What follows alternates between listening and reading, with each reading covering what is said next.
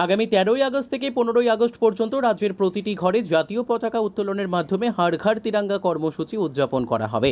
এই কর্মসূচিকে সফল করার লক্ষ্যে এনএসএস ইউনিটের উদ্যোগে সোমবার এক র্যালির আয়োজন করা হয়েছে। এদিনের র্যালিতে উপস্থিত ছিলেন মুখ্য সচিব জে.কে. সিনহা সহ অন্যান্যরা। এদিন মুখ্য সচিব জে.কে. সিনহা বলেন, সারা দেশের সাথে রাজ্যেও যথাযোগ্য মর্যাদায় হর ঘর তিরঙ্গা কর্মসূচি অভিযান বাস্তবায়নে বিভিন্ন অনুষ্ঠানের আয়োজন করা হয়েছে। ইতিমধ্যে হর ঘর তিরঙ্গা কর্মসূচি বাস্তবায়নে র্যালির আয়োজন করা হয়েছে। এদিন তিনি আরও বলেন, পাশাপাশি আগামী 13ই আগস্ট থেকে 15ই আগস্ট পর্যন্ত রাজ্যের প্রতিটি ঘরে জাতীয় পতাকা উত্তোলনের মাধ্যমে হর ঘর তিরঙ্গা কর্মসূচি উদযাপন করা হবে।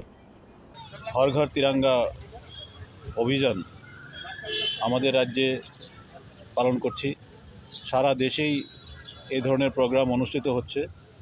আমাদের রাজ্যেও এই হর ঘর তিরঙ্গাকে কেন্দ্র করে বিভিন্ন অনুষ্ঠানাদি আমাদের প্রতি জেলাতে এবং আমাদের এই স্টেট হেডকোয়ার্টার্সে অনুষ্ঠিত হচ্ছে। এর মধ্যে আজকে যেমন পদযাত্রা আছে, এনএসএসের পক্ষ থেকে এটা উদ্যোগ নেওয়া হয়েছে, তো স্পোর্টস এবং দপ্তরের পক্ষ থেকে। এছাড়া প্রত্যেক জেলা শাসক তাদের